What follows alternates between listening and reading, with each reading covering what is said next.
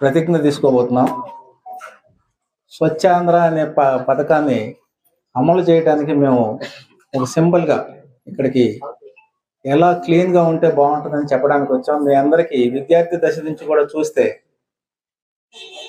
మన రోడ్ల పక్కన ఎక్కడంటే అక్కడ మురికి కనపడుతుంటుంది.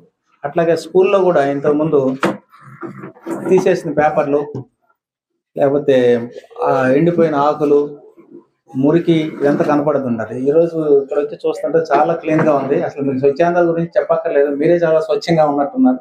చాలా క్లీన్గా మెయింటైన్ చేస్తున్నారు ఇక్కడ స్కూలు. అట్లాగే సిటీలో కూడా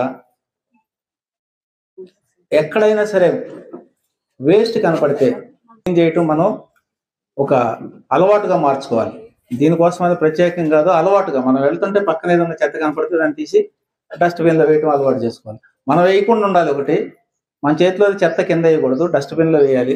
లేదా మనం ఇంటికి తీసుకెళ్ళి ఇంట్లో డస్ట్బిన్ వేయాలి. తర్వాత ఎవరైనా వేసింది కూడా తీసి మనం డస్ట్బిన్లో వేయాలి. సో దట్ క్లీన్లీనెస్ వస్తుంది అనమాట. అలాగే మనకి కమోడ్స్ వాడుతున్నాం, తర్వాత టాయిలెట్స్ వాడుతున్నాం. అక్కడ కూడా ఎవరంతటికి వాళ్ళు క్లీన్గా పెట్టాలి. ఇది మనం వాడిన తర్వాత దాన్ని ఫ్లష్ కొట్టడం కానీ, వాడిన తర్వాత వాటర్ వేయటం కానీ మనం నేర్చుకుంటే ప్రతి ఒక్కళ్ళు చేస్తే చాలా క్లీన్గా ఉంటుంది.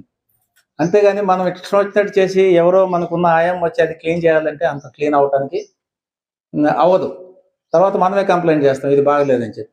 ఈ విధంగా క్లీన్గా ఉండటం నేర్చుకోండి. చిన్నప్పటి నుంచి అలవాడితే ఇది ముందు ముందు మీ భవిష్యత్తులో మీరే దేశం మొత్తం క్లీన్గా చూస్తారు.